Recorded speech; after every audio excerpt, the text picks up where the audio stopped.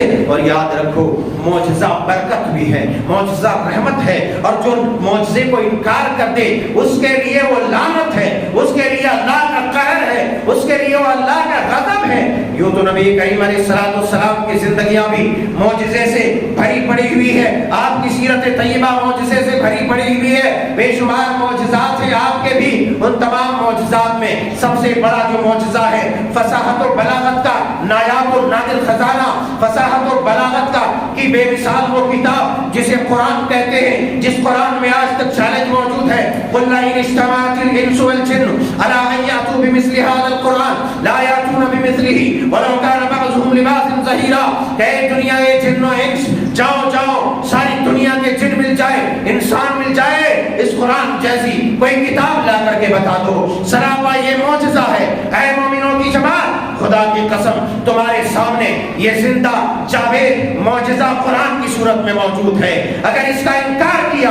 تو انجام وہی ہوگا جو کفار کا ہوا، جو مشرکین کا ہوا، جو ہلاک شدہ قوم کا ہوا۔ اور یہی وجہ ہے کہ آج ہماری بدقسمتی، طرح طرح کی قہر و مذلت، طرح طرح کی پریشانیاں جو ہمارے اوپر چسپاں ہے، ہمارے اوپر چسپاں ہے، قہر و مذلت کی جو مہر لگی ہوئی ہے، جو مہر سخت ہے، او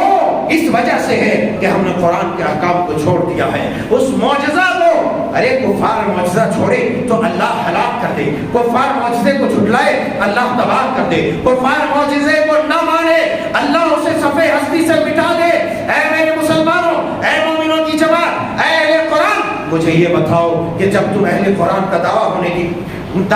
ہونے کا دعویٰ کرو گے، جب مسلمان ہونے کا دعویٰ کرو گے، قرآن کا ماننے کا دعویٰ کرو گے، نبی کی سنتوں کو ماننے کا دعویٰ کرو گے، پھر قرآن کو چھوڑ دو گے، قرآن تمہاری زندگیوں سے نکل جائے گا، قرآن کو دیکھ کر کے تم نظر انداز کر دو گے۔ بتاؤ معجزے کو نظر انداز کرو گے، تمہاری درگت وہی نہیں ہو سکتی جو کفار و مشرکین میں جو ہلاک شدہ قومیں تھیں ان کی ہوئی،